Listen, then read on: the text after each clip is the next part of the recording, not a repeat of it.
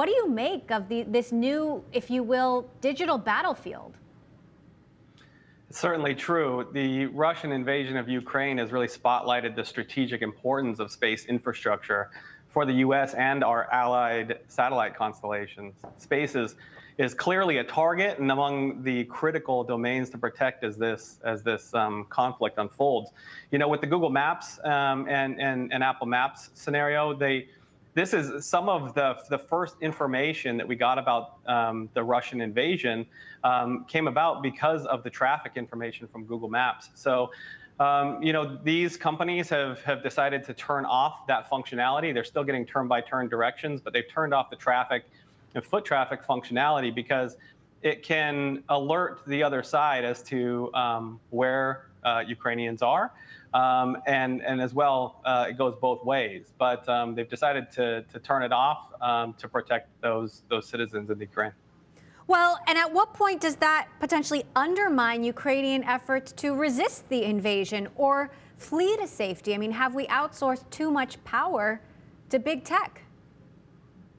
Well, they've turned it off from a global perspective. I'm not privy to who they've turned it on and off for. So I imagine that companies have this type of functionality and capability. So let's talk about the space companies that are getting dragged into this mess, these satellite technology companies that have been floating around relatively quiet outside of the Earth's atmosphere, but suddenly find themselves in the middle of this geopolitical mess. Yeah, I mean, this crisis has really highlighted the growing capabilities of commercial satellite companies. Companies like Maxar and Planet and Black Sky are providing observations of what's happening on the ground. So we're getting really ground truth. And this is vital information for anyone trying to keep up from a humanitarian perspective or monitoring the situation, military, civilian. This is giving us, without the spin, we're able to see with our own eyes what's actually happening on the ground. And I think that the amount of data that's available today is really unprecedented. This open source information is really important for everyone involved, including the reporters that are on the ground looking to tie the pieces of the story together.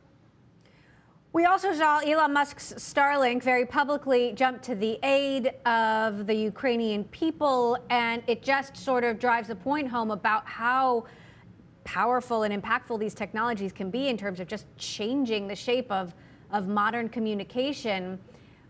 What kind of risks do these companies face, and how are they navigating these challenges internally? Certainly. I mean, SpaceX turned Starlink on, their satellite communications constellation, made it available in the Ukraine upon request. And it's really showcasing, what a capability like this can provide in terms of redundancy and capability. I mean, they're providing vital communication services where in a previous era, the invading country could just attack the fiber lines or attack in some other way and shut off the internet. So we really have resilient communications and connectivity here, which is also essential in terms of getting vital fact, truth, like from the source information. And we talk about a lot about this in our latest thesis paper, the SATCOM Playbook. The nature of satellite communications is going through a fundamental shift. I mean, it's going from being a niche comms product, making up about less than 1% of global broadband internet, to being a internet backbone in space, where we could see 20 times the capacity come online in the next 5 years at latency that rivals terrestrial. And there's not much that Russia can do about it from a practical perspective. Elon Musk has said that they can shake their fist at the sky. Russia's trying to jam those signals now, but SpaceX is able to overcome that with a simple software update. So, cybersecurity is also a key area here for companies and military as well.